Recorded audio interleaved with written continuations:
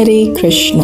आज की इस वीडियो में हम सुनेंगे पद्मिनी एकादशी की व्रत कथा। ऐसी व्रत कथा जो मनुष्य को महापुण्य फल की प्राप्ति करवाती है। भक्तों, अधिक मास के शुक्ल पक्ष में आने वाली पद्मिनी एकादशी बहुत ही पावन और फलदायी मानी जाती है। शास्त्रों में कहा गया है कि जो व्यक्ति श्रद्धा और नियम से इस व्रत को करता है वो विष्णु लोक को प्राप्त होता है, और जो भी व्यक्ति इस व्रत कथा को श्रद्धा पूर्वक सुनता है उसे महान पुण्य फल की प्राप्ति होती है। तो आइए जल्दी से पद्मिनी एकादशी व्रत कथा सुनते हैं। द्वापर युग का समय था। कुरुक्षेत्र युद्ध से पहले अर्जुन भगवान श्री कृष्ण के साथ बैठे हुए। अर्जुन ने भगवान से अनेक एकादशियों का महत्व सुना।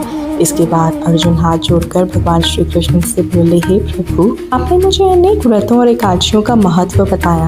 आप कृपया करके अधिक मास के शुक्ल पक्ष में आने वाली उस महान एकादशी के विषय में भी बताइए, जिसका स्मरण करने मात्र से ही मनुष्य को महान पुण्य फल प्राप्त होता है। अर्जुन की बात सुनकर भगवान श्री कृष्ण मुस्कुराए और बोले, हे अर्जुन, इस व्रत का नाम पद्मिनी एकादशी है। इस एकादशी के व्रत से मनुष्य विष्णु लोक को जाता है। इस एकादशी के व्रत का विधान मैंने सर्वप्रथम नारद जी से कहा था। ये एकादशी अनेक पापों को नष्ट करने वाली तथा मुक्ति और भक्ति प्रदान करने वाली है।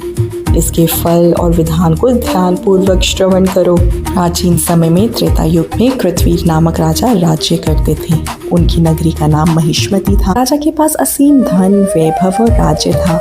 उनकी 1000 रानियां थी, परंतु इतने वैभव के बाद भी राजा का जीवन दुखी था, क्योंकि उन्हें कोई पुत्र प्राप्त नहीं हुआ। ब्राह्मण ने अनेक यज्ञ करवाए, दान पुण्य, पर कोई पुत्र की प्राप्ति नहीं हुई। धीरे धीरे राजा का मन संसार से विरक्त होने लगा।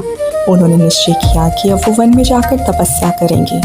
राजा अपनी प्रिय रानी पद्मिनी के साथ गंधमर्दन पर्वत पर चले गए। वहां दोनों ने कठोर तपस्या प्रारंभ की। समय बीतता गया, वर्षों बीत गए।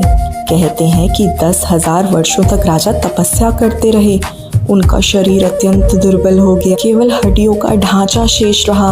रानी पद्मिनी अपने पति की ये दशा देख ना पाई। एक दिन उन्होंने महासती अनुसुईया के आश्रम में जाकर विनम्रता से पूछा, हे माता, मेरे पति इतने वर्षों से कठोर तपस्या कर रहे हैं, फिर भी भगवान प्रसन्न नहीं हो रहे। कृपया करके मुझे ऐसा उपाय बताएं जिससे हमारी सभी मनोकामनाएं पूर्ण हो जाएं। तब माता अनुसुईया ने कहा, हे पुत्री, 12 मास से अधिक महत्वपूर्ण मल मास होता है, जो 32 माह के बाद आता है।